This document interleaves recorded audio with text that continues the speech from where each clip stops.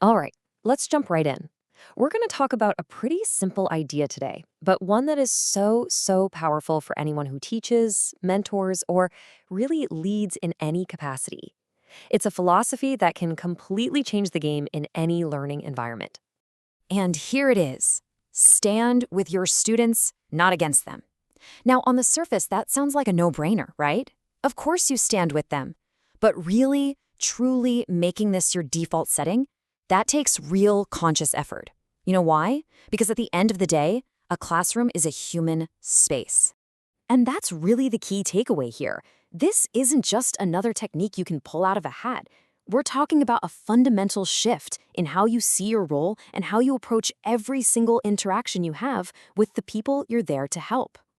So, where do we even begin with a shift that big? Well, it all starts with changing what you see, or maybe more importantly, acknowledging what you don't see. So, let's ask a really basic question. When you look at a student, or a team member for that matter, what are the first things you notice? What's right there on the surface? Usually it's the output, isn't it?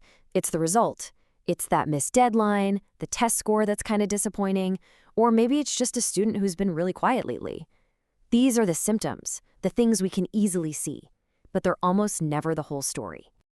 And that leads us to the single most important question we can ask ourselves in those moments.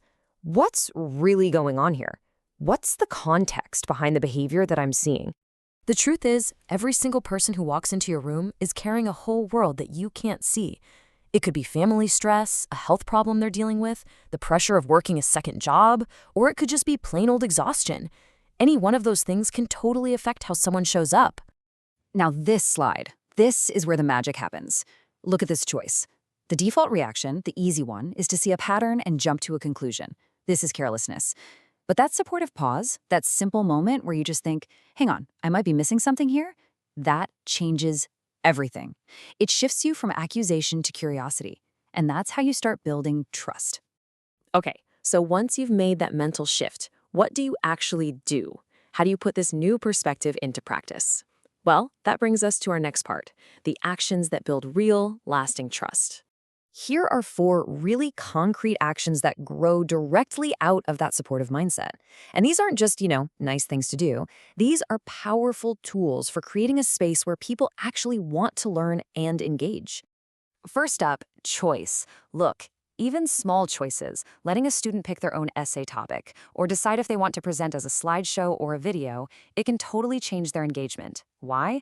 Because it stops being something that's done to them and becomes something they're a part of. It gives them a sense of ownership.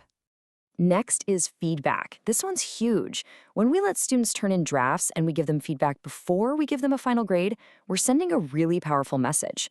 We're telling them that mistakes aren't the end of the world. In fact, they're a normal, expected part of learning. It takes the pressure off. And what about honesty? This quote says it all, doesn't it? When a student asks a tough question and you don't know the answer, the most powerful thing you can do is say, you know what? I don't know, but let's find out together. That actually builds way more credibility than pretending you have all the answers. It shows them that learning is a journey for everyone. And finally, safety.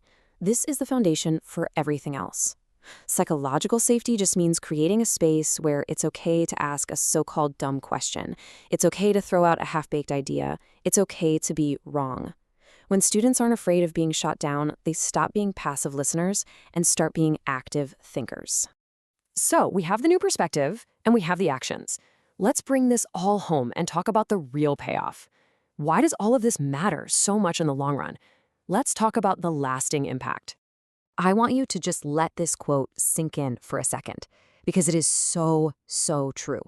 Years from now, a student is probably not going to remember the specific details of a formula you taught them, but they will 100% remember how they felt in your classroom.